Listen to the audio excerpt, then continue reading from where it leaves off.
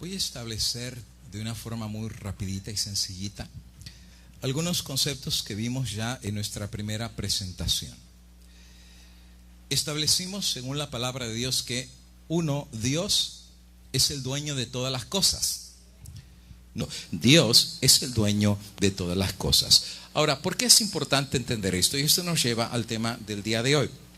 La Biblia descorre el velo de algunas cosas, está en la Biblia, te lo voy a leer ahora, que pronto van a ocurrir en este mundo. Claro, acerca de los pasajes que te voy a leer hay muchas interpretaciones, muchísimas. Algunas son muy sencillas, muy lógicas, y algunas realmente son muy descabelladas. Pero el texto aparece en el libro de Apocalipsis en el capítulo 13 y el versículo 16 y 17. Claro, la palabra Apocalipsis significa revelación. La revelación no es del pasado, la revelación es del futuro. Por eso cae en el plano de la profecía, lo que pronto va a venir. Por eso Jesús más adelante va a decir: bienaventurados los que no vieron, pero creyeron. Esto es, la profecía no ha pasado, pero yo creo que viene porque Dios lo dijo, y entonces en ese sentido somos bendecidos. ¿Qué nos revela Dios acerca de lo que pronto ocurrirá en este mundo? Mira cómo lo presenta el revelador Juan. Hablando acerca del poder de la bestia, no es una bestia real, es un poder.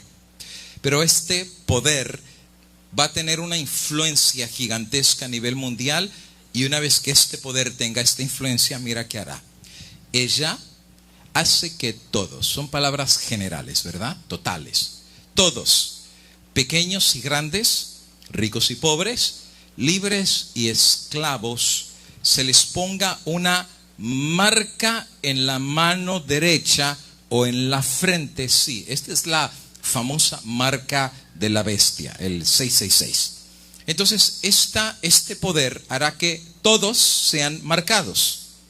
Ahora, tengo que mencionarte que la marca, algunos dicen que es literal. Algunos dicen que el 666 se les va a poner en la mano o se les va a poner en la frente. Lamento decir que esto no es así. La bestia es simbólica. Es simbólica. Y la marca también es simbólica. En la Biblia, la frente representa la razón. Con la frente o la mente tomamos decisiones. Quiere decir que los que van a recibir la marca conscientemente la van a recibir. La mano representa acción en la Biblia, obras. Por eso dice el libro de Eclesiastés: todo lo que te venga a la mano para hacer, hazlo según tus fuerzas. Así es que la marca que es colocada sobre la mano o la frente da la implicación que algunos, cuando venga este sistema de marcación, algunos voluntariamente, la frente, lo van a aceptar, y otros mentalmente o conscientemente no van a querer aceptar este sistema, pero pues como están en el sistema, no les va a quedar otra que entrar al sistema por la mano. Su mente va a decir no quiero, pero sus hechos, su mano, va a decir que están dentro del sistema. En otras palabras, todo mundo, por eso dice aquí, todos. Cuando vivamos en este tiempo va a ser un poquito complicado.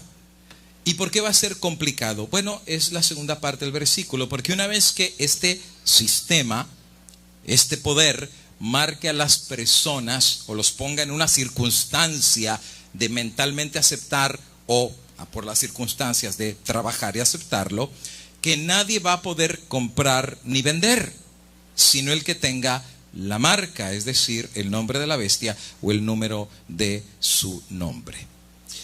Literalmente, si alguien no puede comprar y vender, está arruinado.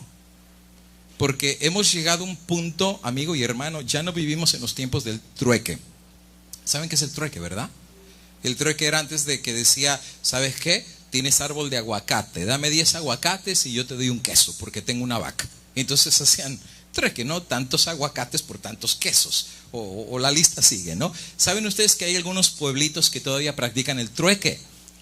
Viajé hace algunos años con mi familia a Michoacán, y en algunos pueblitos de Michoacán todavía hacen las personas en el mercadito, y la gente no lleva dinero, la gente hace trueque, o sea, te dan una cosa si tú le das las otras cosas, ¿no?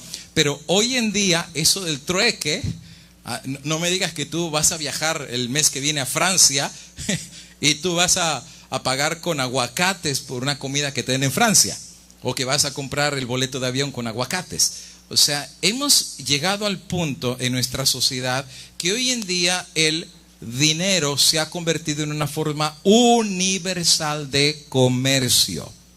Por ejemplo, no importa el país del mundo donde tú vayas, usualmente aceptan el dólar como una forma de comercio, de comprar productos o aún de vender productos. El manejo del dinero ha llegado a ser un sistema que maneja las culturas del mundo en lo que se refiere a la mercadotecnia, la cuestión de comprar o la cuestión de vender.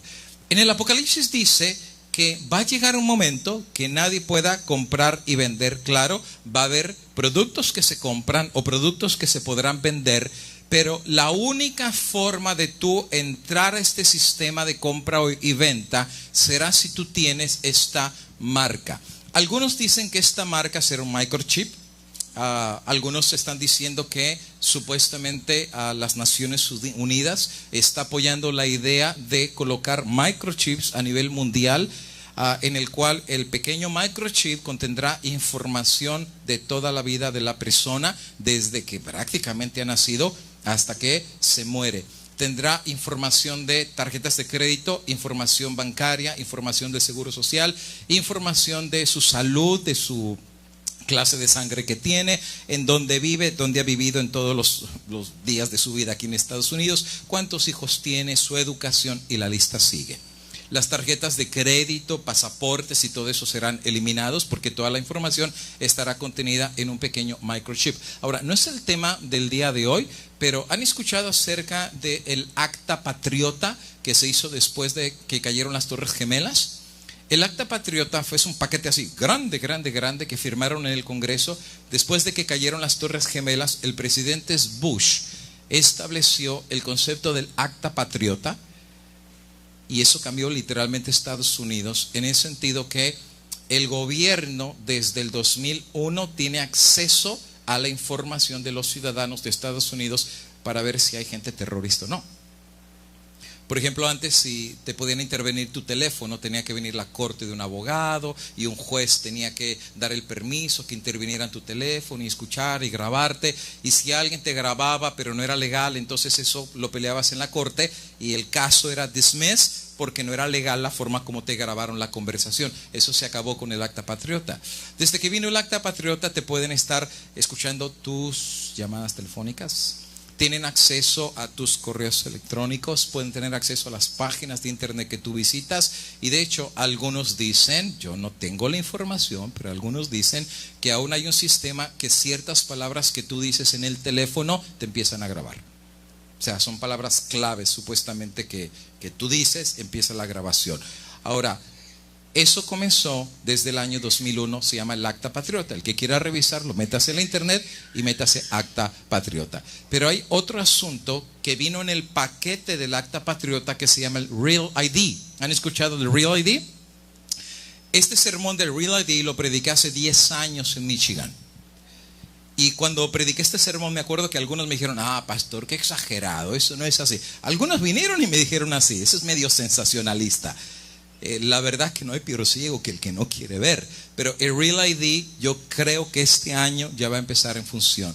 Van a eliminar todas las licencias de manejo. Tú no vas a poder entrar en edificios federales, no vas a poder meterte a viajar en un avión, no vas a poder meterte a un banco, ¿no?, si no tienes el Real ID. Y el Real ID va a quitar todas las otras formas de identificación.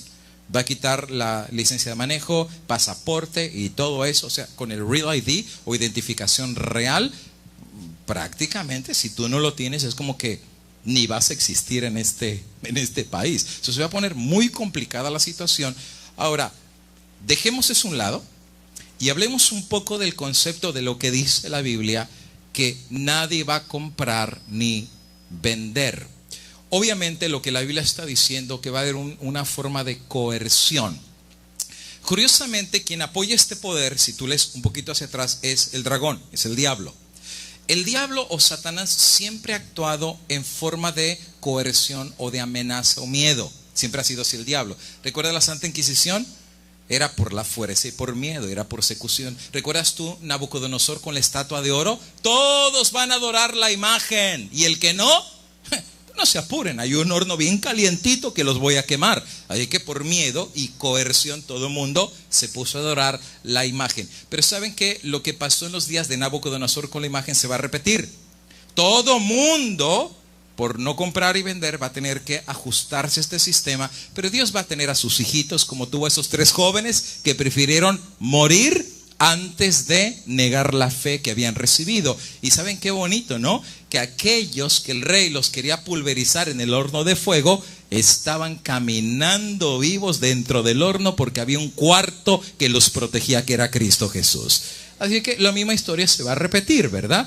No tenemos espíritu de temor, pero tenemos espíritu de fe, porque sabemos que Dios estará con nosotros. Y dice la Biblia, si Dios con nosotros, ¿quién contra nosotros?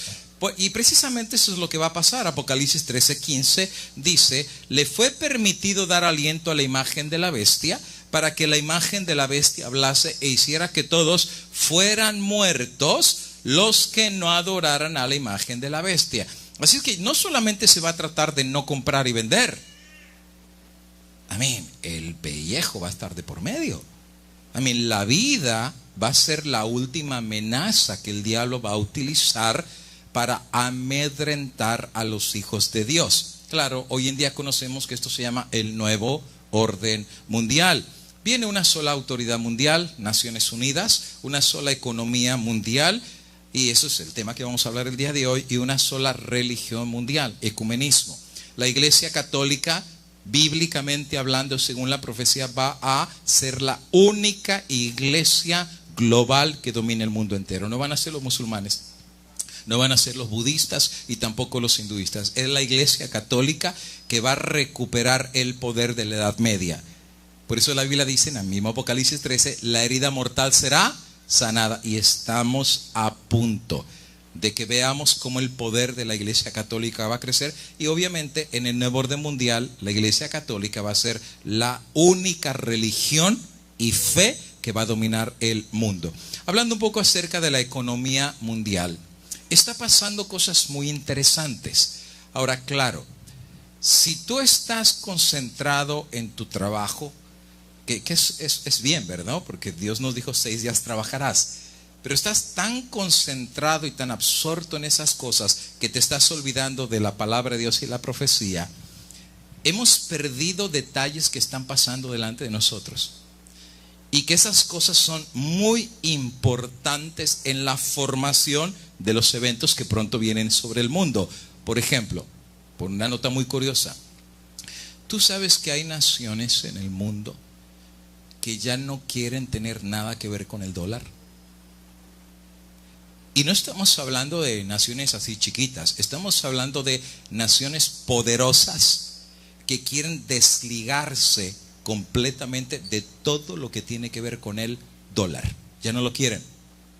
O sea, ya quieren separarse, desligarse de la moneda norteamericana. Alguien dirá, ¿pero por qué? ¿No se supone que el dólar es la economía más poderosa del mundo? Y si es la más poderosa, entonces no tiene lógica cómo alguien quiere deshacerse del dólar. Pero escucha, este reportaje de un presentador de las noticias está en inglés. You and I grew up in is gone. El mundo en el que And maybe crecimos it's se ha gone ido. forever if we don't wake up now. Y a lo mejor McCain said last night, se was va anybody si no hacemos stunned nada. by, I want to McCain buy up dice que all the viene una bad crisis en mortgages so there will Estados be no Unidos. foreclosures. Las As casas, recuerden, en outrageous 2008 as se that empezaron a was, perder por todos bad lados. news for you, gang. That's already in the bailout bill. Y Believe it or not, propusieron Paulson can do 800 that. He billones de doesn't have to dólares even para ask rescatar you anymore. la economía de Estados There Unidos. is a global meltdown coming. It is Hay a un global derretimiento depression, económico and global. one world currency Y viene una and moneda one world mundial, financial y system el is sistema the end financiero game. mundial va a China ser la said meta last final. week they want China one global currency. quiere una moneda France mundial. said Francia yesterday or the day quiere before una moneda that they mundial. want one world order, a new world order at the end of this event. All right. Tengo más videos de esos, no es el punto que estoy haciendo, pero prácticamente están diciendo, China quiere una nueva moneda, ya no quieren el dólar. Francia quiere una nueva moneda. ¿Por qué razón? ¿Por qué razón? Bueno, sacó la revista Time, tú lo puedes ver ahí. Mira qué interesante el título de la revista. Tú sabes, Time es una revista muy conocida aquí en Estados Unidos y a nivel mundial. Mira solo el título de la revista. Y lo ponen hasta en amarillo, está el mundo expirando en una espiral hacia la bancarrota. ¿Por qué Time sacó un artículo así? Ya no dice está Estados Unidos, dice el mundo. Bueno, la razón es porque hoy en día todas las economías del mundo están conectadas. Si Estados Unidos estornuda, a México le da pulmonía. O sea, lo que pasa aquí afecta a nivel global. Si no me lo quieres creer, cuando Trump ganó y amenazó que iba a sacar a todos los ilegales de aquí, iba a hacer una muralla y que no quería ver nada con México, la economía mexicana se cayó.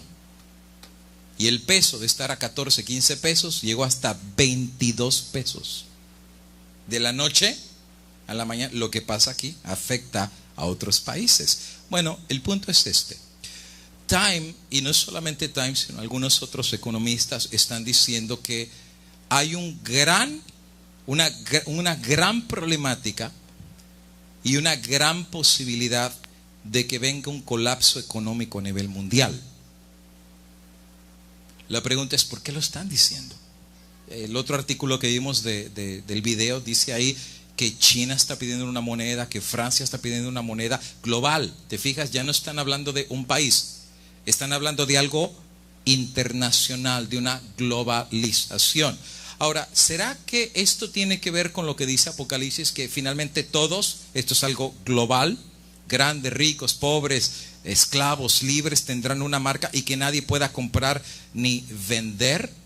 Ahora, si el mundo entra a una depresión económica, si el mundo entra a la antesala de una bancarrota, ¿qué es lo que sucede cuando una nación entra en esta clase de depresión económica?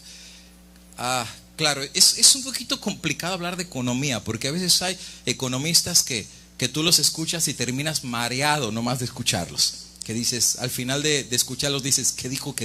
Como que no le entendiste, porque hablan de una forma tan complicada, que la inflación, que la deflación, que la depresión, que la recesión, y son términos que a veces es un poquito complicado entender, pero te lo voy a poner de otra manera a ver si se puede entender más fácil. Se dice que una recesión económica, tú sabes, un país produce ciertas cosas a nivel de su país anual, que se llama, creo que es el GDP, que es la fuente de ingreso que produce un país anualmente, de todas sus compañías y de todo. Entonces, con eso tienes el reporte de lo que produjo un país a nivel anual en todo su país. Cuando este nivel de crecimiento se estanca por 3 meses, eso se llama recesión. ¿Han escuchado la recesión económica? Estamos en recesión, porque el GDP no crece, un mes no crece, otro mes no crece y otro mes no crece, entra en un estado de recesión, o sea, la economía no está creciendo. ¿Qué pasa si la recesión continúa? Otro mes y otro mes y otro mes y otro mes. Entonces, en vez de ser recesión, según los economistas, pasa a otro título de un riesgo, y ese sí es el problema, no tanto la recesión. El problema es lo que sigue la recesión. Y lo que sigue la recesión se llama la depresión económica. Ahora, cuando un país entra a una depresión económica, ahí es donde las cosas se ponen muy complicadas. Ahora, tengo que mencionarte que aquí en Estados Unidos ya existió una depresión económica. ¿Alguien sabe cuál fue el año en que vino la depresión económica aquí en Estados Unidos? El año fue 1929. Te voy a leer un poquito el artículo. La Gran Depresión, que empezó en agosto de 1929, cuando la economía de los Estados Unidos entró en recesión. Claro, primero la recesión y después la depresión. A pesar de que el país había pasado 2 meses en declinando su GDP, o sea, lo que producía a nivel de un año, según la nación, no fue hasta que el colapso de Wall Street o sea, Wall Street es el fondo de inversión, colapsó en octubre de 1929. Te fijas, primero comenzó en recesión y el barco se empezó a hundir. O sea, ya las cosas iban mal. Eso fue en agosto. Pasó agosto, pasó septiembre y no, el barco no se enderezó. Y finalmente en el mes de octubre explotó la bomba. Wall Street se declara en una crisis financiera de depresión que precisamente tuvo efectos de una economía declinante que se sintieron a nivel mundial. El mercado financiero colapsó, dando el origen o el inicio a una década. Fíjate, lo que sucedió finalmente cuando colapsa Wall Street fue la antesala de 10 años terribles en Estados Unidos. O sea, no fue un día, ni 2 meses, ni un año. Fueron más de 10 años consecutivos que el país trató de levantarse, pero no se podía levantar. Y el resultado del colapso económico de ese entonces fue, número 1, alto desempleo. ¿Qué quiere decir? Que todo el mundo empezó a perder el trabajo. No había trabajos. Y de hecho, los pocos que podían trabajar, los que se consideraban afortunados de tener un trabajo, lo velaban con uñas y dientes, ¿no? Porque era la única forma de sostener a sus familias. Obviamente, las fábricas que producían carros, que producían artículos, pues ya no produjeron porque la gente ya no compraba. Si tú no tienes un trabajo, ¿cómo compras? Entonces las fábricas productoras empezaron a producir menos y menos y menos porque no había quien comprar los productos. Y al producir menos empezaron a despedir más gente. Porque obviamente si ya no hay quien esté comprando, pues ¿para qué tengo tantos trabajadores? Y empezó a despedir y a despedir. Son altos niveles de desempleo, pobreza, ganancias bajas, deflación.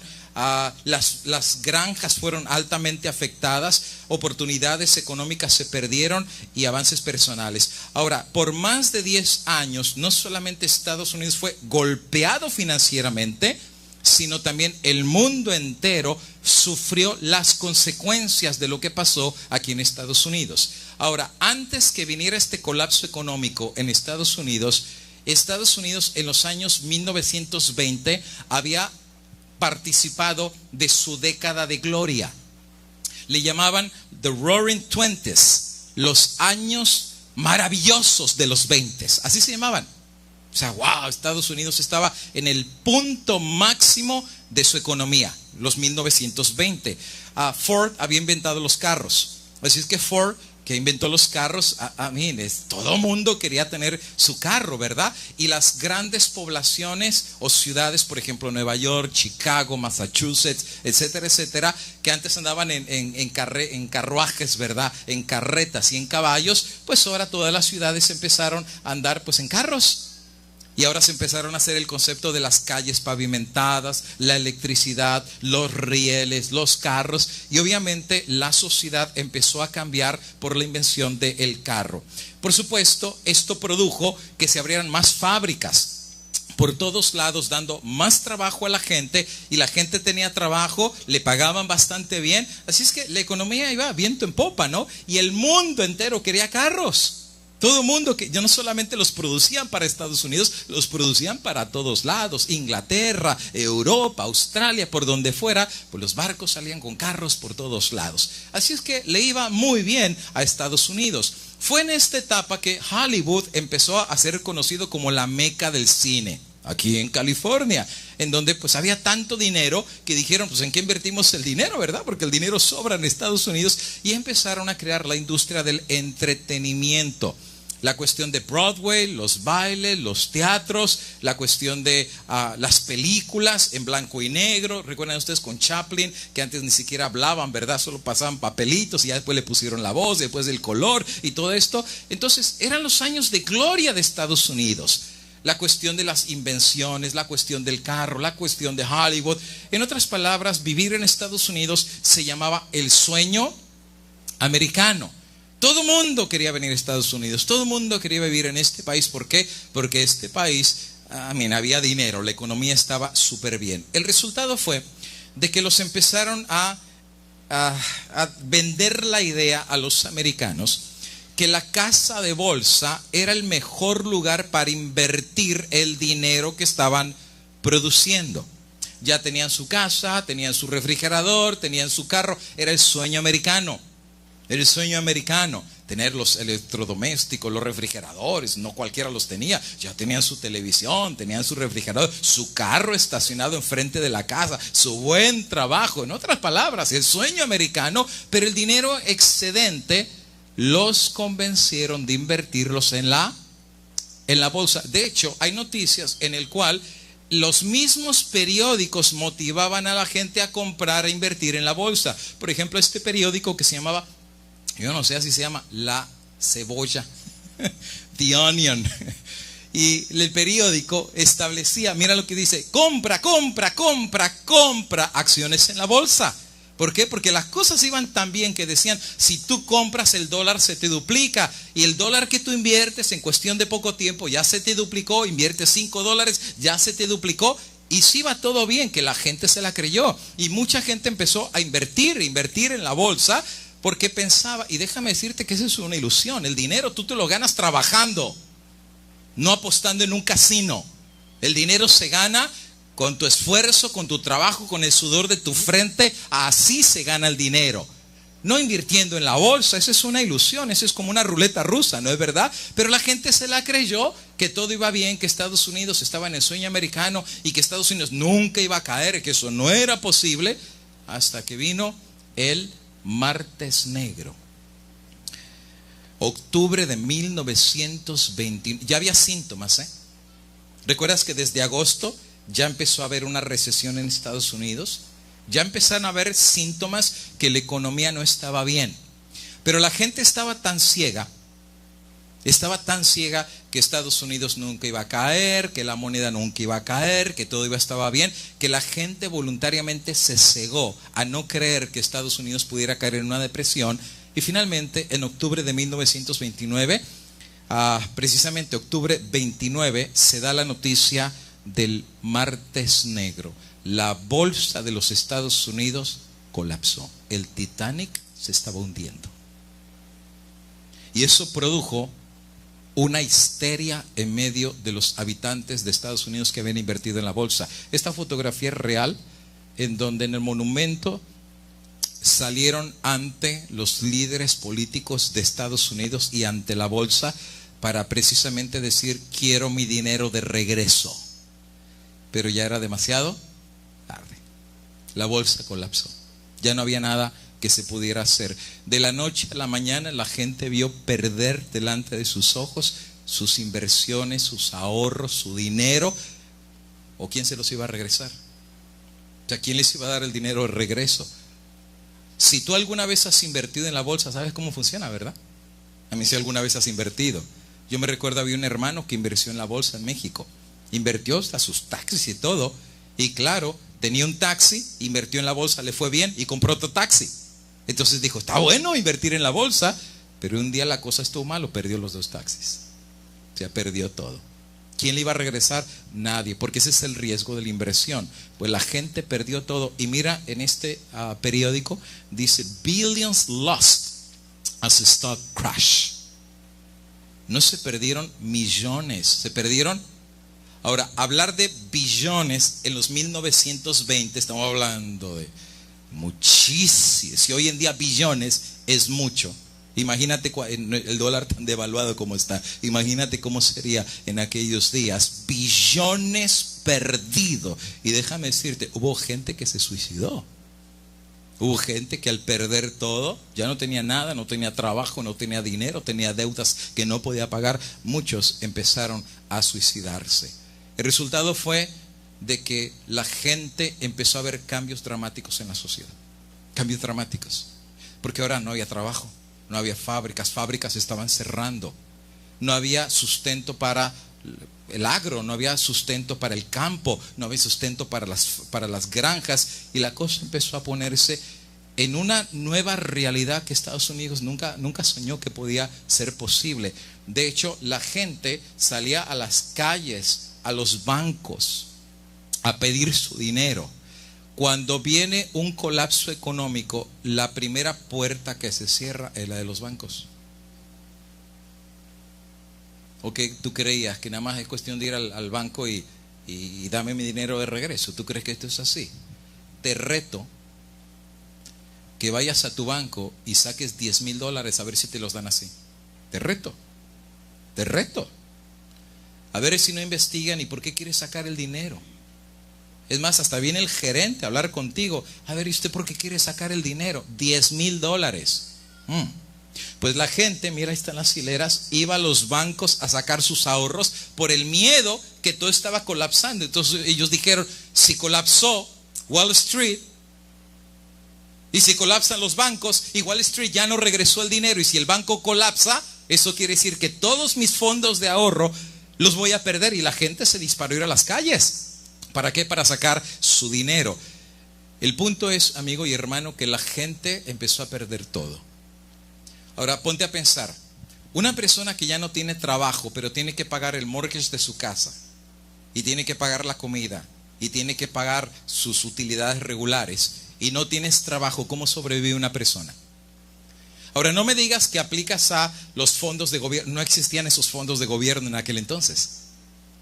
¿Qué hacías? La gente se peleaba por los trabajos. Era cuando la gente iba y venía un hombre, decía, tengo trabajo para 5 personas, y había 150 esperando ahí. La gente se peleaba por los trabajos, y aquel que lograba tener un trabajo se consideraba el más bendecido. La gente empezó a vender sus cosas. Empezó a vender el carro, empezó a vender el refrigerador, empezó a vender todo. ¿Para qué? Para sobrevivir en la esperanza que la economía se enderezara. Pero ¿sabes qué? No sabían el futuro. La economía iba a estar colapsada por 10 años. Solo para que te pongas a ver, la pobreza empezó a llegar por todos lados. Y sabes que esta es una de las fotografías más renombradas de aquellos entonces. ¿Y sabes por qué? Porque ahí está el montón de gente pobre yendo a que le den de comer, porque no tenía ni para comer. El gobierno tuvo que hacer cocinas callejeras en donde les daban un pedazo de sopita y un pedazo de pan. Y las gentes hacían hileras, una cuadra y otra cuadra y otra cuadra por todos lados. Y ¿sabes qué es lo terrible de esta foto? Que mira lo que dice la foto de acá. Dice aquí, dice, there is no way like the American way. Y la gente aquí parada yendo a buscar comida. ¿Quién iba a decir que en cuestión de segundos el sueño americano se acabó? Y que la pobreza empezó a llegar. ¿Quieres ver otra fotografía? Mira cuánta gente sale a la calle, tratando de sacar su dinero de los bancos, tratando de recuperar aunque sea un poquito de lo que habían invertido. Mira estos niños que salían a la calle. Dice, "When can you give my dad a job?" Dale un trabajo. ¿Por qué? Porque ellos ya estaban sintiendo el sacudón económico que los estaba afectando. El presidente que gobernaba en este entonces se llamaba el presidente Hoover. ¿Recuerdan ustedes de Hoover, verdad? Bueno, resulta ser de que nace aquí el concepto de los guetos. ¿Has escuchado el ghetto? Los guetos, o algunos le llamaban Hooverville, que eran donde cientos de personas empezaron a construir posilgas afuera de las ciudades. Eran los paracaidistas. ¿Por qué? Porque habían perdido las casas, habían perdido el trabajo, no tenían para comer. Así es que se agarraban cualquier lámina y la construían a las afueras de las ciudades. Eso se empezó a dejar por todos lados. Una de las fotografías que más le dio la vuelta al mundo es la fotografía como esta. Madres americanas que vivieron un día el sueño americano, terminaron en Hooverville sin dinero, y solamente en su mirada se veía la desesperanza de haberlo perdido todo y de no poder hacer absolutamente nada. Los agricultores tiraban aún la leche al campo. ¿Por qué? Porque nadie la iba a comprar y no tenían tampoco los medios para seguir produciendo. La cosa se puso muy caliente. En otras palabras, yo no te puedo explicar todo lo que sucedió. Es más complicado de lo que te estoy diciendo. El país cambió de la noche a la mañana. Por cierto, Hoover, el presidente, hizo ilegal que los americanos tuvieran oro en sus casas. Tú léelo, está en el internet. Hoover hizo ilegal que cualquier americano pudiera tener oro, y recogió el oro de los americanos y les dio notas federales. O sea, recogió el oro y les dio certificados de estado, pero era un papel, porque lo que Hoover trató de hacer es de frenar que la economía colapsara más. Entonces le puso una llave a los bancos, que la gente no sacara los fondos de dinero, le quitó el oro a las personas para tratar de estabilizar, pero la gente estuvo harta, porque la gente quería un cambio. Obviamente el sueño americano se estaba perdiendo y esfumando delante de sus manos, es que la gente necesitaba un cambio. Y el cambio lo buscaron con un nuevo candidato presidencial que prometió arreglar el problema de la miseria de Estados Unidos. A ver, los que van a la escuela, ¿cómo se llamó el presidente que prometió sacar de la ruina que Hoover no pudo sacar de Estados Unidos? Empieza con R. Roosevelt. Y ahora viene Roosevelt, y Roosevelt dice lo que Hoover no hizo, porque mira, Hoover los puso en Hooverville. Los puso allá en los guetos. O sea, Hoover no pudo. Yo sí voy a poder. Y viene Roosevelt. Y finalmente el pueblo y tengo que decirte, cuando un pueblo está en la desesperación, pone a cualquier presidente a gobernar, O sea, cuando ya el pueblo está harto y desesperado, el que les prometa sacarlo de la miseria, aunque venga del diablo, lo pone. Porque el pueblo está desesperado, ¿no? Entonces en este caso el pueblo estaba bastante desesperado, que agarró las promesas de Roosevelt y lo pone en la presidencia. Ahora Roosevelt va a cometer un error. Resulta ser que ya había venido la Primera Guerra Mundial. Europa estaba devastada, las ciudades destruidas por las bombas, y Alemania estaba envuelta en esto. Cuando terminó la Primera Guerra Mundial, quien ayuda a reconstruir Europa, especialmente Alemania, fue Estados Unidos. Estados Unidos prestó grandes cantidades de dinero a Alemania, por supuesto también a Europa. Por eso Europa estaba endeudada con Estados Unidos, porque ellos gastaron tanto dinero en armamento, en tanques, en municiones, en ejército, etcétera, etcétera, que no cualquiera se mete una guerra. Una guerra cuesta muchísimo dinero. Si no, pregúntale a Estados Unidos cuánto gasta en la guerra. ¿Tú sabes lo que es darle de comer a 300,000 soldados? Y los tanques de guerra. ¿Saben ustedes un tanquecito de guerra cuánto cuesta? Nada más. Estamos hablando que meterse en una guerra es mucho dinero. Y como pues Alemania estaba destrozada y la inversión que metió en la guerra no le salió bien, Alemania estaba en una terrible condición. Entonces Estados Unidos le hizo un préstamo grande a Alemania. El plan de Roosevelt fue pedirle el dinero de regreso a Alemania, porque estaba tan en crisis Estados Unidos que Roosevelt le va a decir a Alemania, give me my money back. Pero entonces Alemania le dice, si estamos en una depresión terrible y nos pides el dinero, nos vas a hundir, se nos vas a terminar por hundir. Y entonces Roosevelt dice, pues húndanse ustedes, yo no puedo permitir que mi país se hunda. Y entonces Roosevelt le pide el dinero a Alemania y Alemania le regresa el dinero a Estados Unidos. El resultado fue que si ya Alemania estaba en crisis, Roosevelt los puso de rodillas al pedirles el dinero de regreso. Y Alemania entró en la peor miseria que conoció ese país. Si acá ya estaba Hooverville, dense una idea cómo estaban las cosas en Alemania después de una guerra. Esto provoca que aparezca en la escena un partido que viene con promesas radicales para enderezar la situación de Alemania. El partido se llamaba el Partido Nazi. Y la figura que dispara la idea del Partido Nazi fue nada más y nada menos que la figura de Adolfo Hitler. ¿Están entendiendo cómo están las cosas? Adolfo Hitler viene ahora con las promesas de decir, yo voy a levantar Alemania para que llegue a tener la gloria de nuestros antepasados. Y hablaba bien el hombre,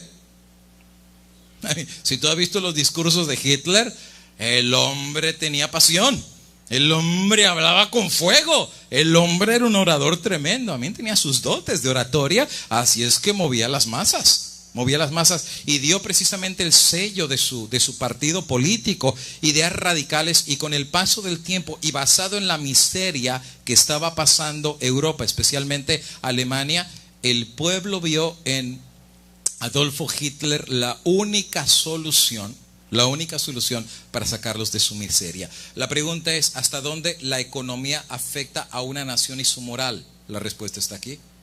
Cuando una persona ya no tiene dinero, es capaz de todo, ¿eh? Es capaz hasta de vender su alma al diablo. Y Alemania vendió su alma al diablo. No saben la que se metió. ¿Por qué? Porque no estaba dispuesto de cambiar su estilo de vida. No estaba dispuesto, ya estaban en la miseria. Pues qué más le quedaba, ¿no?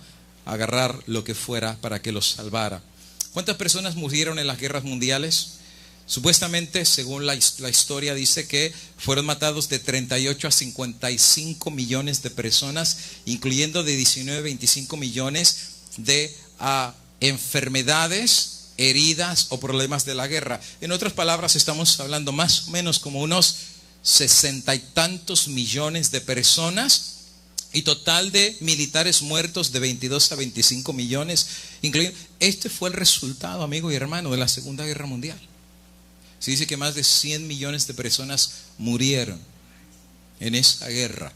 Y eso es lo que se estima. Eso es lo que se estima. Ahora, tengo que mencionar que prácticamente Estados Unidos, después de la Segunda Guerra Mundial, se empezó a recuperar.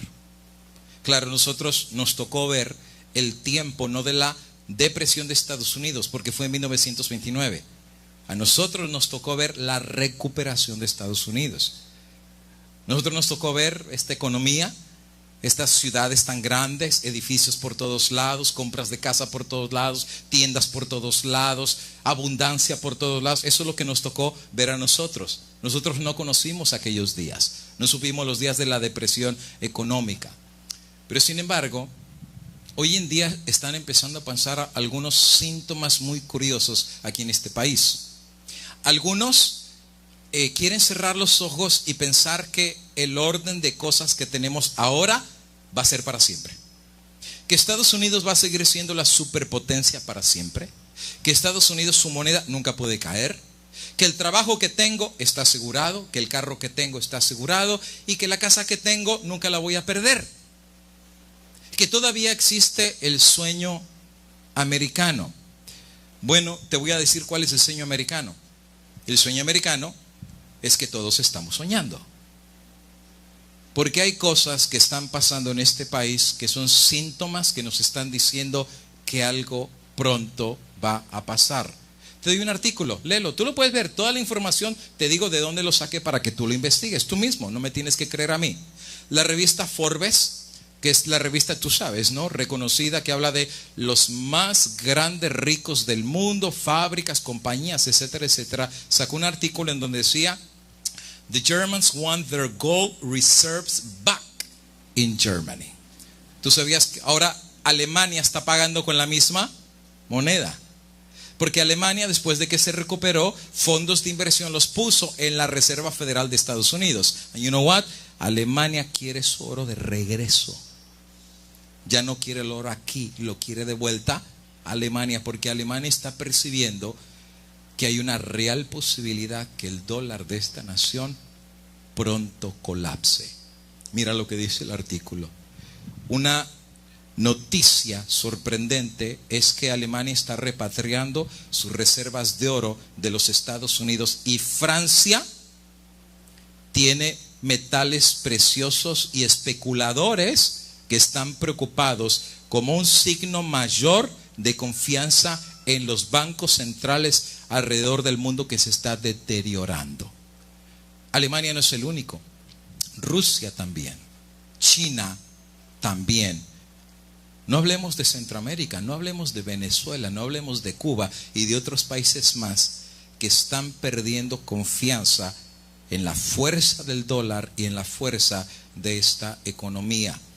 Los bancos centrales de Alemania quieren repatriar 54,000 barras de oro a su país. Claro, yo leo este artículo y me pregunto, ¿por qué? ¿No se supone que Estados Unidos es la economía más fuerte?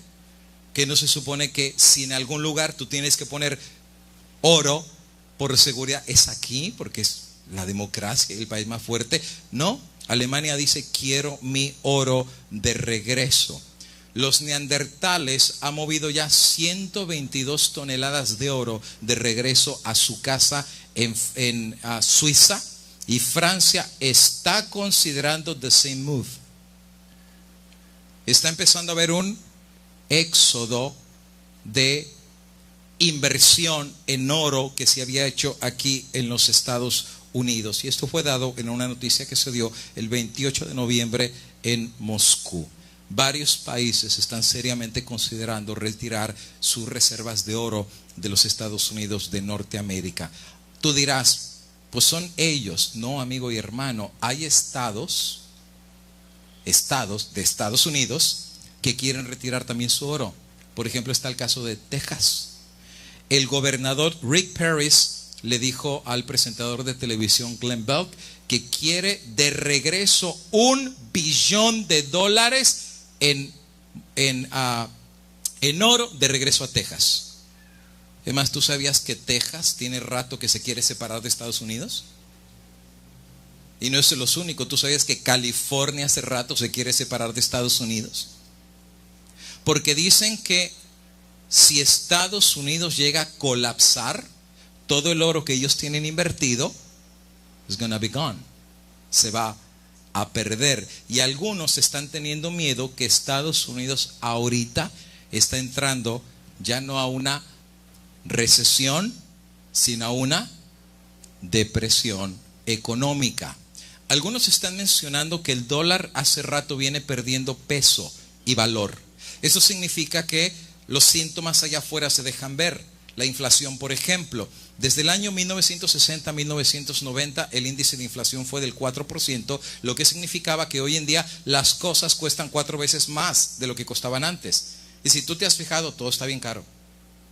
La gasolina está por las nubes. Ir a comer a un restaurante, antes tú sacabas a tu familia por $30 comían. Hoy en día ve a Olive Garden a ver cuánto pagas. De $100, si son 4 no te va a bajar tu cheque. Y eso ya te cobran hasta la propina, ya va incluida en tu recibo. Vas a las tiendas, $100 no te rinde para nada, porque las cosas cada vez están más. Y no hablemos de las rentas aquí en California, que hay gente que dice, ¿cómo voy a pagar la renta? No hablemos de la gasolina, que en algunos lugares está llegando hasta $4 la regular.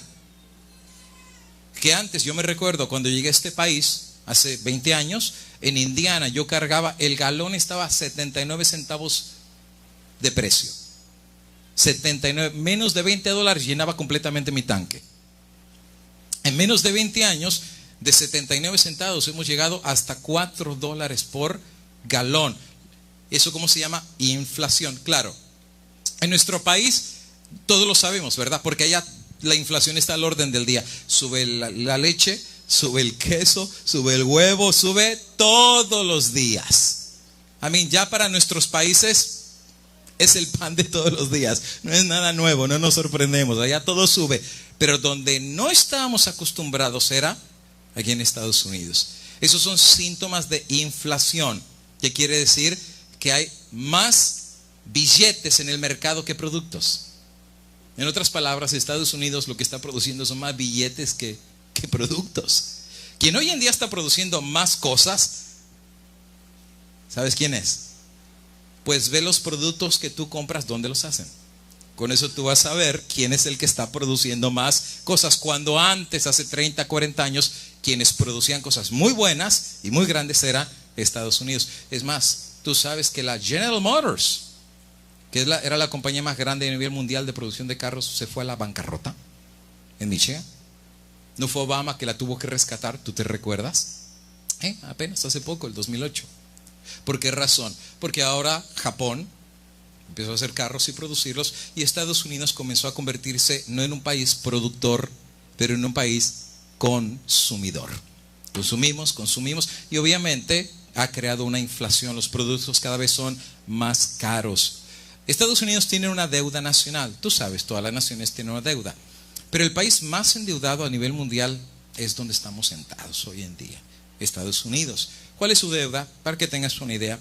En 1900 Estados Unidos tenía una deuda a nivel de todo su país de 1.2 billones de dólares. Si lo dividían entre todos los habitantes de Estados Unidos, quería decir que cada persona pagaba $16 y la deuda se terminaba.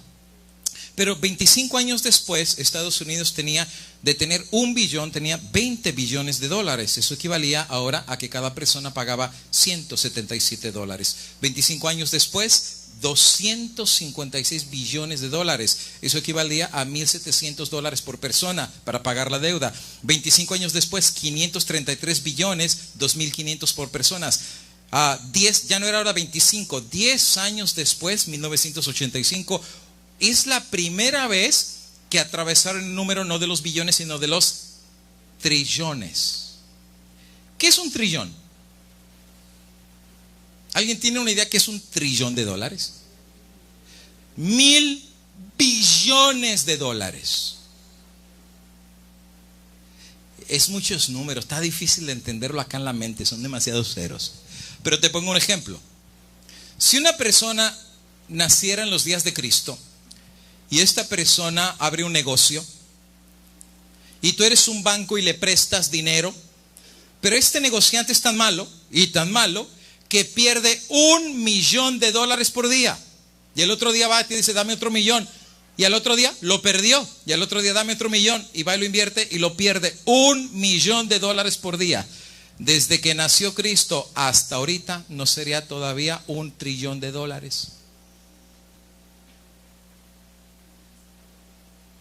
Es mucho dinero. Pues ya para el año 1985 tenía 1.8 trillones de dólares. Esto equivalía a que cada ciudadano tenía que pagar 7,000 por persona. 1994 de 1.8 se saltó a 4.6 trillones. Claro, hablemos de las guerras que hasta sale caro todo esto. Ahora, la pregunta es, eso es 1994, estamos en el 2017, solo para que tengas una idea. ¿Alguien sabe cuál es la deuda actual de Estados Unidos? ¿Cuánto es nuestra deuda ahorita? Tú sabes que en el internet hay una página que se llama el reloj de la deuda de Estados Unidos. Así se llama. En la página tú te puedes meter y la puedes encontrar. Y aquí está todo descrito en qué se gasta, cómo se gasta y cuánto es nuestra deuda. La deuda aparece en la parte superior. Y esto lo saqué hace meses, Ahorita obviamente es más. Pero en ese entonces decía 16 trillones de dólares. ¿Cuánto tiene que pagar cada persona si queremos pagar la deuda? ¿Alguien lo puede ver en la pantalla? Dice ahí, mira, debt per person. ¿Cuánto tenemos que pagar para terminar de pagar la deuda? $53,270 por persona. Quiere decir que si tú tienes 4 por familia, $212,000 para saldar la deuda. ¿Puede pagar Estados Unidos la deuda? Es imposible. Por cierto, ¿a quién le ha pedido dinero a Estados Unidos para endeudarse tanto? Bueno, créditos a China, países petroleros, pero donde más ha agarrado dinero Estados Unidos es de Estados Unidos. ¿Has escuchado del seguro social que está por desaparecer? El dinero ha sido agarrado a los fondos comunes. Se han acabado el dinero. Están tratando de sostener al elefante con una tela de araña. Tú sabes qué va a significar si esto explota, ¿verdad? Programas sociales van a desaparecer. Medical va a desaparecer. Ayudas de renta de casa va a desaparecer. Estampillas de comida va a desaparecer. Aseguranzas de salud van a desaparecer. Todo lo que son los programas sociales, they are gonna be gone. Ponte a pensar en los miles, por no decir millones, que viven con estos programas. Solamente se decía que había un estado de Estados Unidos que más del 60% de la población de un estado vivía de programas sociales. Si esto llega a explotar, Hooverville is back. Ahora, hermano, se están empezando a escribir libros de cómo prosperar en la crisis que viene. De hecho, mira, acerca de este libro dice, el propósito de este libro es persuadirlo de que Estados Unidos está por entrar en su periodo de prueba más grande desde la guerra civil. O sea, que si esto llega a explotar, va a ser peor que lo que pasó en 1929, para que tengas una idea. O sea, es la peor y más grande, y un periodo inflacionario que llevaría a una depresión que será recordado ya no por décadas, sino por ¿qué? Generaciones. O sea que si esto colapsa, esto es, ¿cómo podríamos decir? El rey de los colapsos. Algo que no estaríamos preparados, nadie. Algo que sería tan impensable que podría entrar en un riesgo de cambiar a Estados Unidos como nunca lo hemos conocido. ¿No será esto lo que dice la Biblia, que el Cordero va a hablar como dragón? ¿Eso no será lo que se nos ha advertido desde hace algún tiempo en el libro Conflicto de los Siglos, de lo que pasó en la destrucción de Jerusalén? Sigue diciendo el libro, nadie sabe con exactitud el punto del quebranto. O sea, no vamos a saber hasta dónde la economía se va a poner de rodillas o por el suelo, pero viene, y viene pronto. América está al borde del desastre, pero si así está el resto del mundo, porque cuando nosotros estornudamos, el resto del mundo contrae neumonía. Si Estados Unidos cae, no sé cómo es ilustrártelo. Si Estados Unidos está arriba y todos los países están colgados en Estados Unidos con hilo, si cae Estados Unidos, todos los demás caen. Por eso están hablando de la creación de un sistema global. Porque la idea es, si llega a caer Estados Unidos, se lleva al mundo entre los pies. Entonces hay países como China y Rusia y Francia y Alemania que dicen, esto no puede ser así, no podemos estar dependiendo de un país para que afecte nuestra vida y nuestra economía. Más bien hagamos algo global, que no controle un país, sino que controlemos. Eso se llama la globalización financiera. Por cierto, ¿tú sabes quién está a favor de esa globalización financiera? El Vaticano. No voy a hablar de eso ahorita. El Vaticano es uno de los primeros que anhela que venga una moneda mundial. Tengo todos los artículos. ¿Por qué? Porque dicen que el dólar se está viniendo, el Titanic se está hundiendo. Y ¿saben qué? Algunos dicen, no sé, no tengo el artículo, solo te voy a mencionar lo que algunos dicen, que esta es parte de la razón por la cual nos tienen tan entretenidos con las redes sociales, con películas, con caricaturas, con deportes, para que la gente no vea lo que viene. Que cuando venga, it's gonna be too late, va a ser demasiado tarde. Por eso, si no viene el Super Bowl, viene el juego de béisbol, y si no es el béisbol, vienen las Olimpiadas, y si no son las Olimpiadas, que viene una guerra acá. A mí las noticias dándole vuelta, pero nadie está hablando de lo que está pasando. ¿Por qué razón? Porque algunos dicen que eso crearía pánico a lo que viene.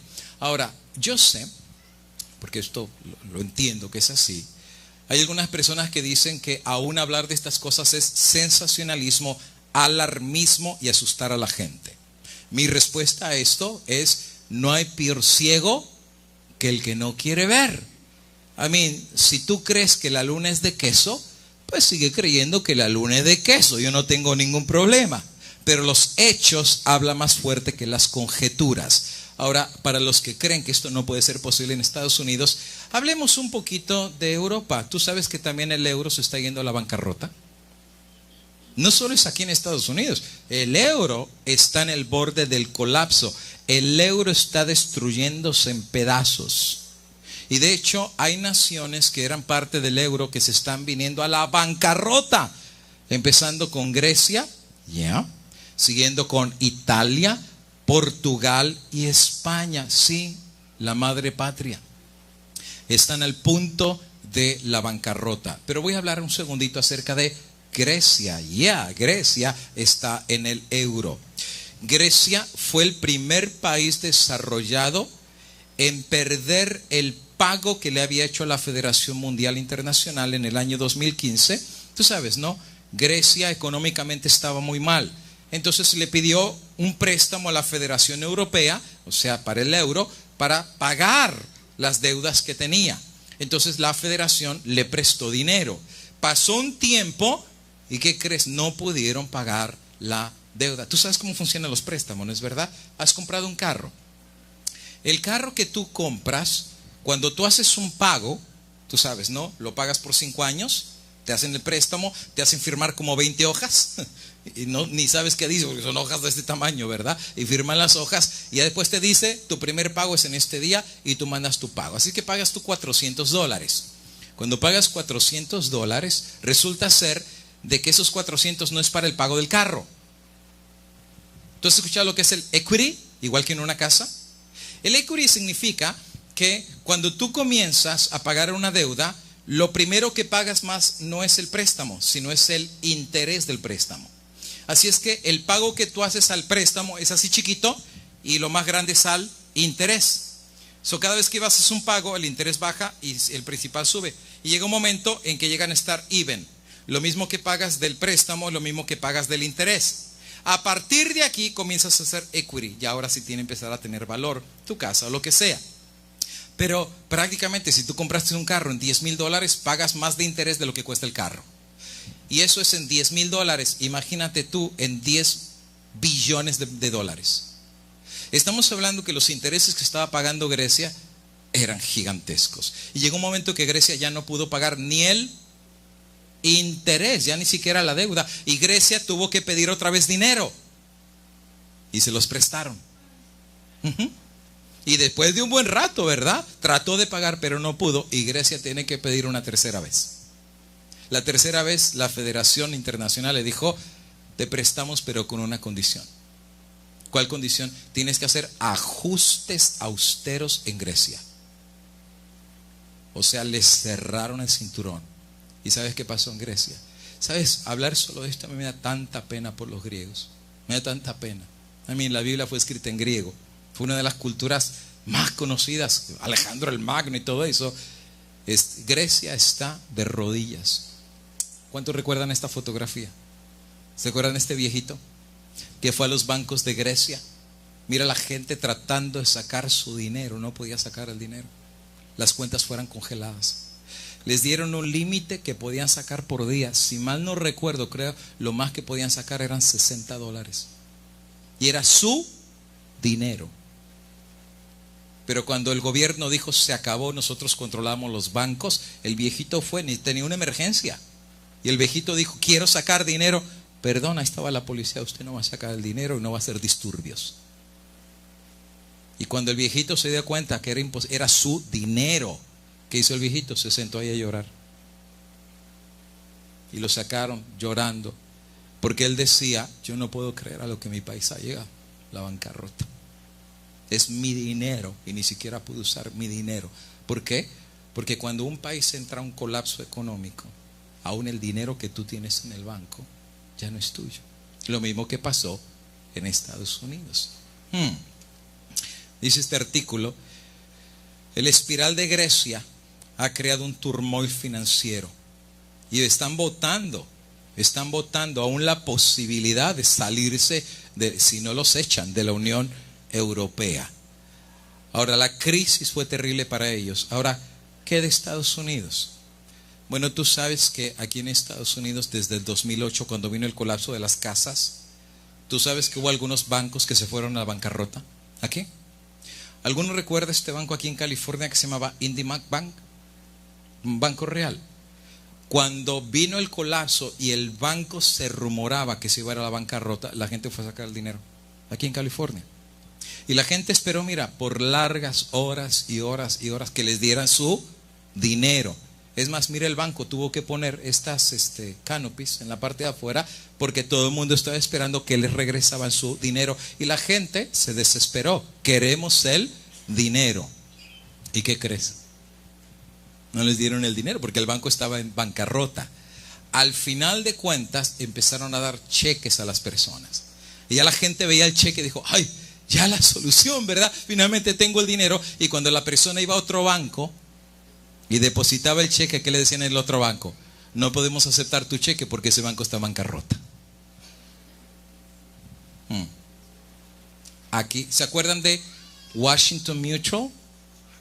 Gone. Se fue. Bancarrota. Claro, algunos dicen, no, los bancos están protegidos por el FDIC, ¿right? Sí, pero el FDIC tiene un límite. Cuando un banco y otro se va a la bancarrota, no hay suficiente dinero para cubrir a todos. En otras palabras, Algunos están rumorando que viene una gran depresión a Estados Unidos. Y algunos están mencionando que si esto puede ser una realidad y venga un nuevo sistema, ¿quién puede decir que este nuevo sistema sea global?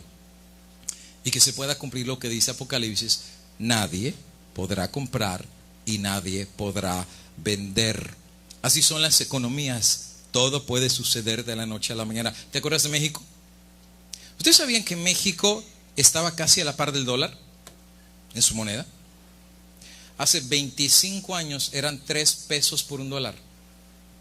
3 pesos, aunque no me lo creas, 3 pesos por un dólar. Pero viene este hombre llamado Carlos Salinas de Gortari y de la noche a la mañana se acabó la economía. La gente, igual que en Grecia, saliendo a las calles protestando, y el resultado fue la terrible pobreza que existe hoy en México. Si no quieres ver, date una vuelta a ciertos estados de México. Porque nos hemos olvidado, porque vivimos acá. Acá todo está bonito y esto no va a pasar acá. Eso puede pasar en aquellos países. Oh, ¿te recuerdas de Argentina? Argentina estaba 1 peso argentino por un dólar. 1 peso por un dólar. ¿Tú sabías que al argentino no le pedían visa para venir a Estados Unidos? Entraba como en su casa. Había dinero. De la noche a la mañana colapsó la economía de Argentina. La gente saliendo a todas las plazas de Argentina porque su economía había colapsado, y el resultado, no importa que salieron, no importa que protestaron, su economía se cayó para siempre y la gente empezó en pobreza. Y hasta ahorita, igual que México, no se pueden recuperar. Fotos como estas son clásicas por todos lados, de la noche a la mañana. Te doy un último ejemplo.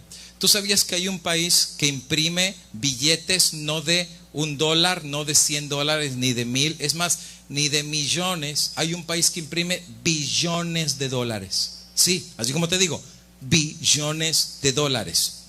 El billete este, míralo tú ahí. ¿Cuánto es este billete? 500 millones de dólares. ¿Cuántos quieren 500 millones de dólares? Pues ahí está el billete. Pero ¿tú sabes cuánto compra este billete? 2 naranjas. Zimbabue es el país. ¿Por qué razón? Porque su economía está en una depresión, que su dinero no vale. ¿Has leído tú lo que dice Santiago? Santiago tiene una profecía del tiempo del fin. Y la profecía dice que en el tiempo del fin la gente va a tirar el dinero a la calle. ¿Y sabes por qué lo va a tirar? Porque no va a valer nada. Y decenas de países que están exactamente en lo mismo. Por eso algunos están diciendo que hay que hacer una nueva economía, que hay que crear un nuevo orden mundial. Estoy casi en la parte final. Mira lo que dice este artículo. Days, folks. Apparently, Americans they're up a little bit, and they're up in large part because the stock market up about 31 points right now on the big board on a Friday.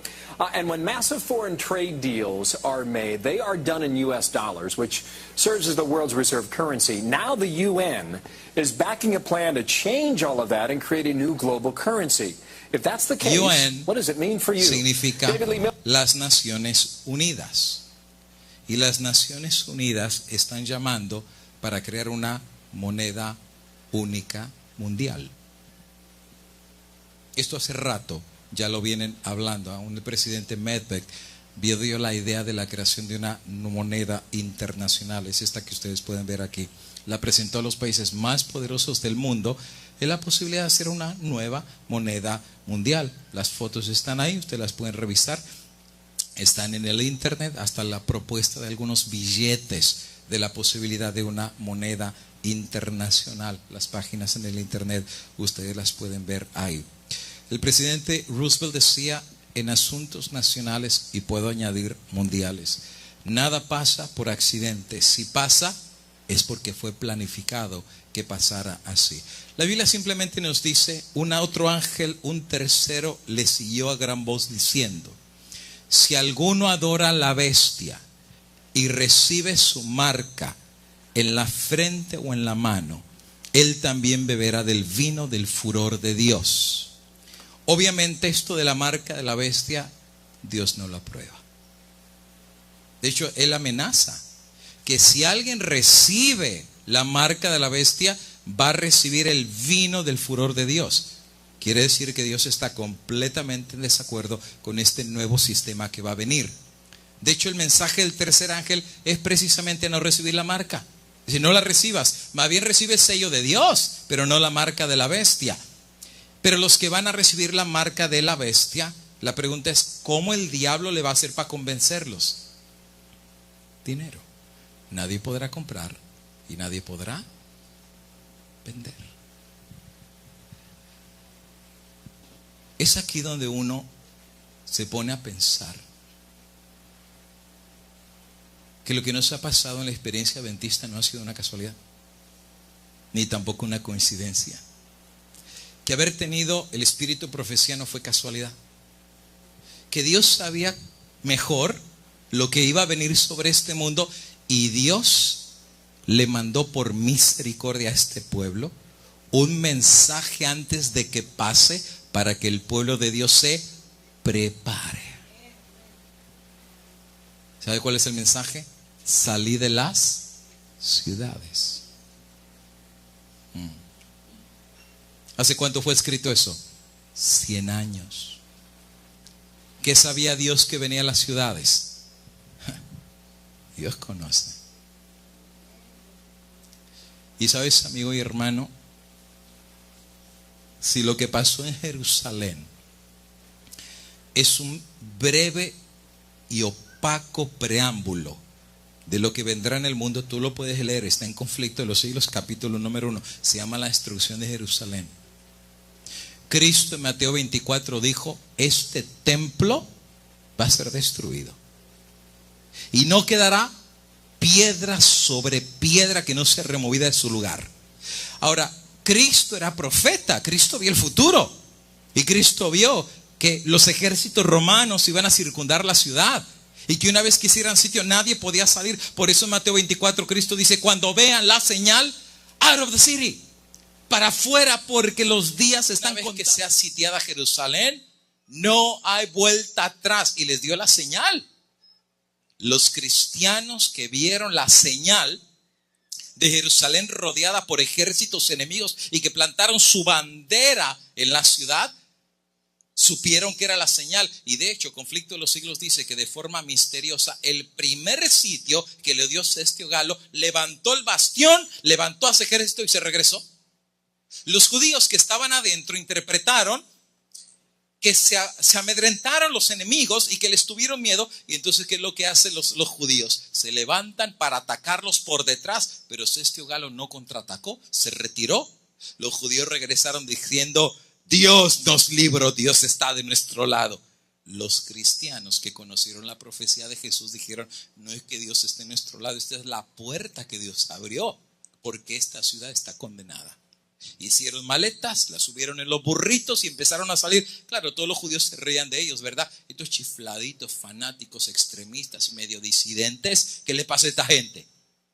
Pero todo el mundo empezó a irse. Todos los cristianos, obedeciendo la señal de Cristo, abandonaron Jerusalén.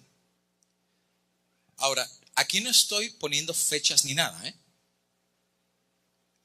porque después dicen que uno anda poniendo fechas, pero desde que vino Cestio Galo hasta que regresó Tito, ¿cuántos años pasaron? Cestio vino en el 67 y Tito vino en el 70. 3 años y medio.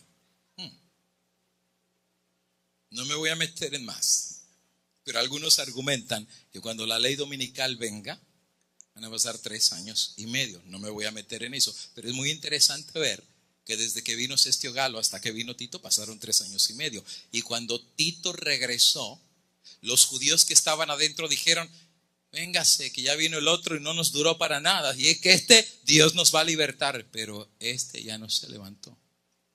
Hizo un sitio. Y una vez que hizo el sitio, no lo levantó más. ¿Sabes qué era un sitio, verdad? No podían entrar ni salir. Entonces quiere decir que cuando se les acababan las provisiones, pues se rendían, pues ya nos rendimos, ni modo, no hay ni para comer. Pero el orgullo de ellos fue tan grande que dijeron, Dios nos va a librar. ¿Y sabes por qué pensaron eso? Porque adentro de la ciudad estaba el templo. ¿Y qué estaba en el templo? La Shekinah, la gloria de Dios. ¿Qué dice Pablo? Si Dios con nosotros, que vengan más, tráiganos más soldaditos, porque miren, la Shekinah está aquí con nosotros. Pero ellos habían olvidado que cuando mataron a Cristo y cuando Cristo dijo consumado es, ¿qué le pasó al velo? ¿Y qué significó? Que la gloria de Dios se había ido de ese templo. Ya la gloria de Dios, desde que Cristo murió, ya no estaba más en el templo de Jerusalén. El templo estaba, pero la gloria ya no estaba ahí. Seguían haciendo sacrificios, pero ya Dios no los aceptaba, porque el mayor sacrificio, que era Cristo, ese sí lo había aceptado. Los demás Dios ya no los veía como nada. Cuando ahora viene Tito, ellos piensan que Dios los va a librar, sin saber que sus días estaban contados. Les vino una crisis económica. La comida se empezó a acabar. El agua también. No podían salir. Y claro, las provisiones les duraron, ¿verdad? Un tiempecito. Y empezaron a hacer raciocinio, empezaron a comer poco, a beber poco. Pero después de que pasaron las semanas y las semanas, llegó un momento que las provisiones empezaron a acabar. Y ¿saben lo que pasó en esa ciudad? Fue terrible. Cuando yo lo leo, a uno hasta se le hace la piel como de chinita. Oye, ¿sabes que la gente se tenía que comer la hierba del campo? Es que salían y arrancaban el pasto y se lo comían. Los árboles los dejaban pelones.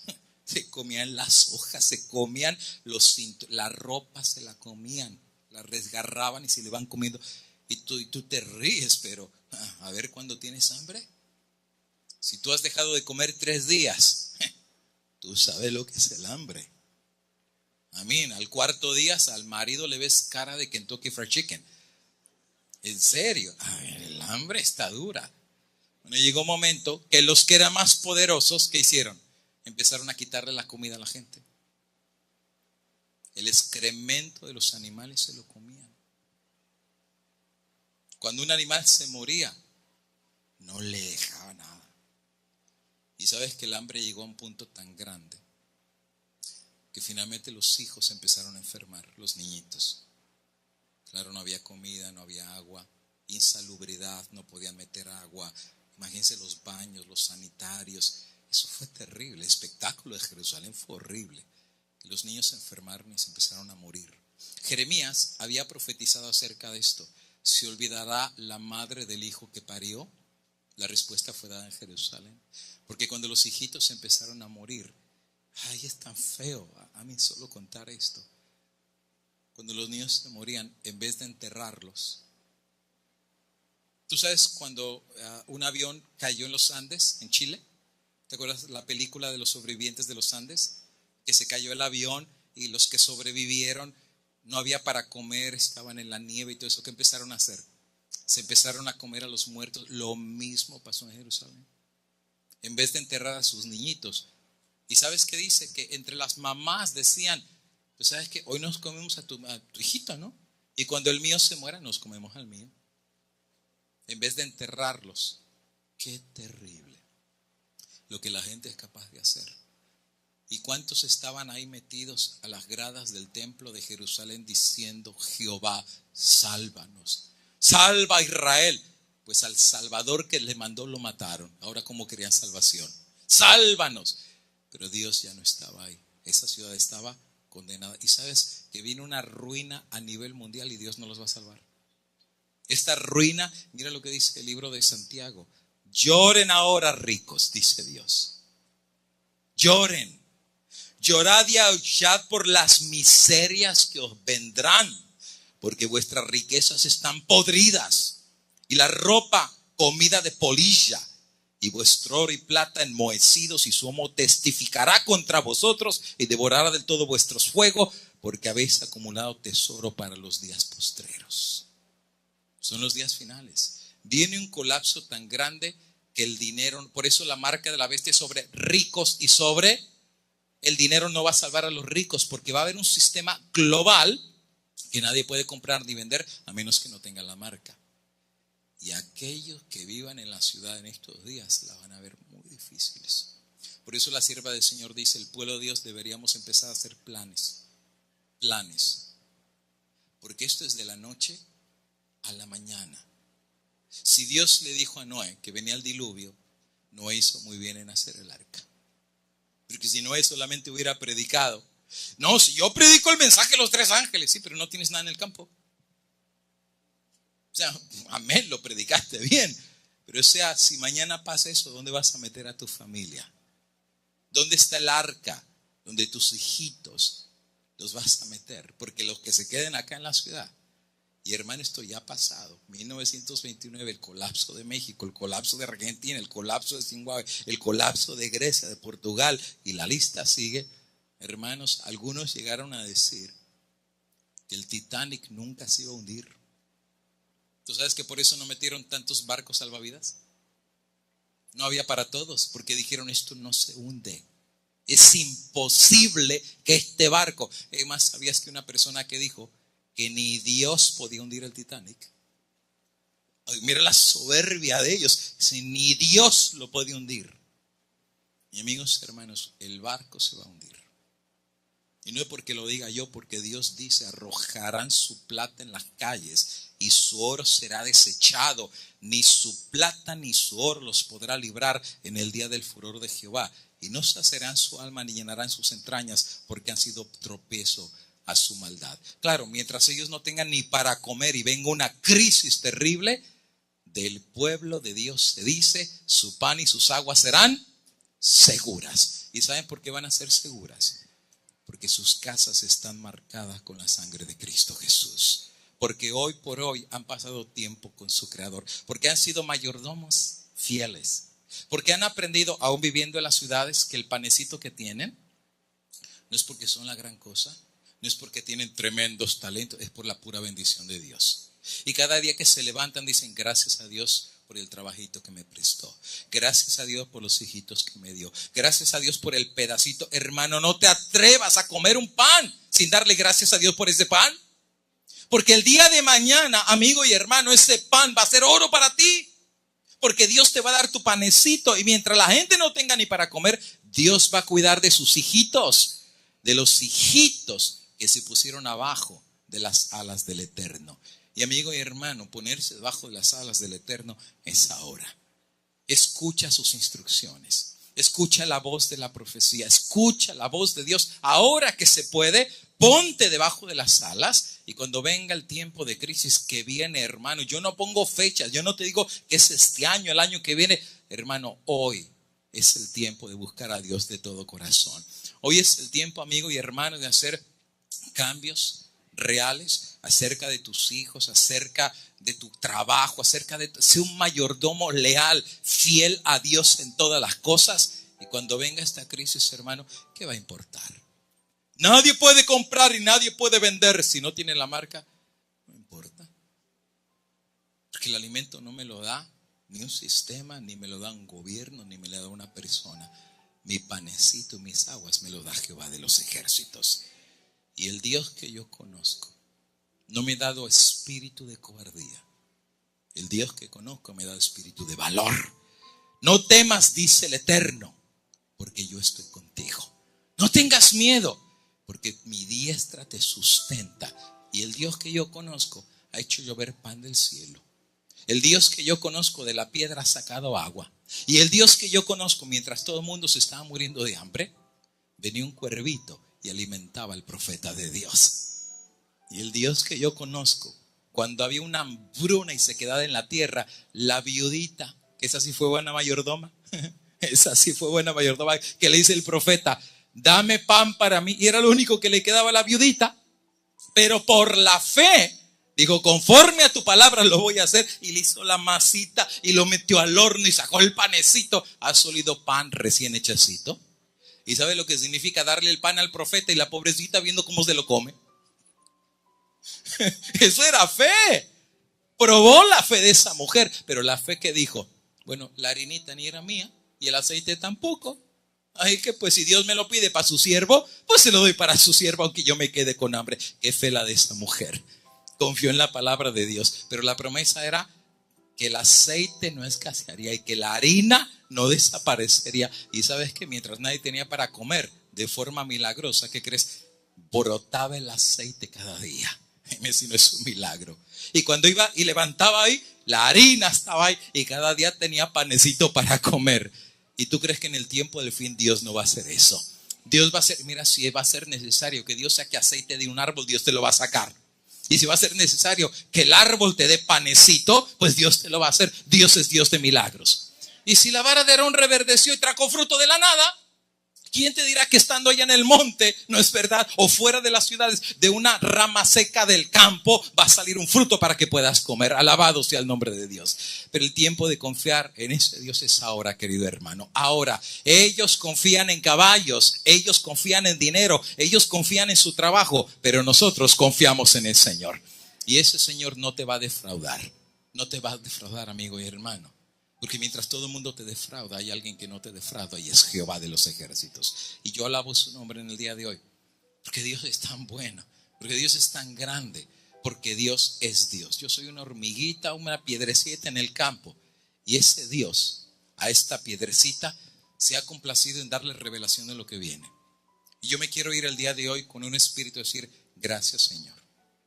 Gracias porque me vuelves a recordar que cada día mi dependencia es tuya. Y cuando venga este tiempo, no voy a temer, porque tú estarás conmigo. Porque yo sé que tu vara y tu callado me va a infundir aliento. Y yo sé que aún en presencia de los enemigos que me van a estar persiguiendo, aderezarás mesa delante de mí. Y pelearás mis batallas. Y aunque me tiren al fuego, ni me quemaré, como dice la Biblia, ¿verdad? Caminarás por el fuego y no te quemarás. Y caminarás por las aguas y no te hundirás, porque pusiste tu confianza en el Señor. Pongámonos de pie para poder decirle al Señor que esta pueda ser nuestra experiencia y que no importa que el mundo caiga y que el dólar colapse y que todo se caiga, los que confían en el Señor no caerán, porque pusieron sus pies en la roca eterna de nuestra salvación. Nos ponemos de rodillas, vamos a orar. Después de orar, cantemos el himno Prefiero a mi Cristo sublime don. Vamos a orar. Dios nuestro, gracias. Porque es verdad, vienen tiempos difíciles, tu palabra nos lo dice. Pero no es para asustarnos. Más bien es para colocar en nosotros un temor reverente. Noé sabía lo que venía, pero decidió creer y obrar. Y más bien consideró una bendición el haber recibido esa información.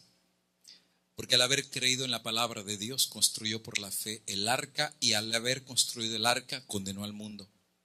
Condenó al mundo porque el mundo no creyó.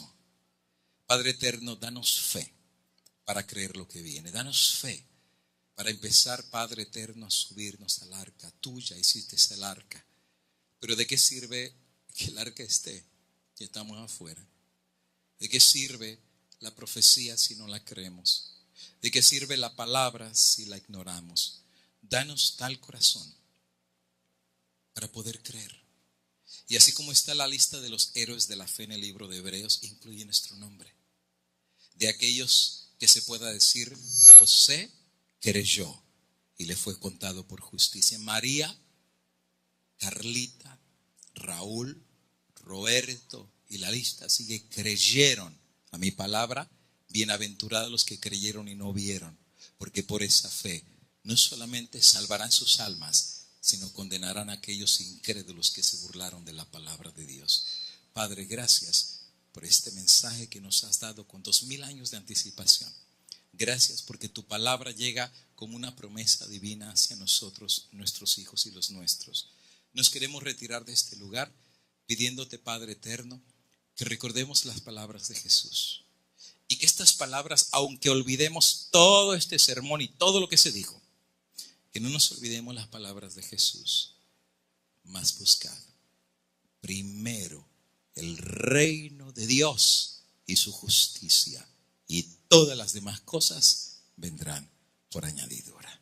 Que Dios bendiga a su pueblo de ahora y para siempre, en el sagrado nombre de Jesús nuestro Señor y Salvador, a quien sea gloria por los siglos de los siglos. Amén.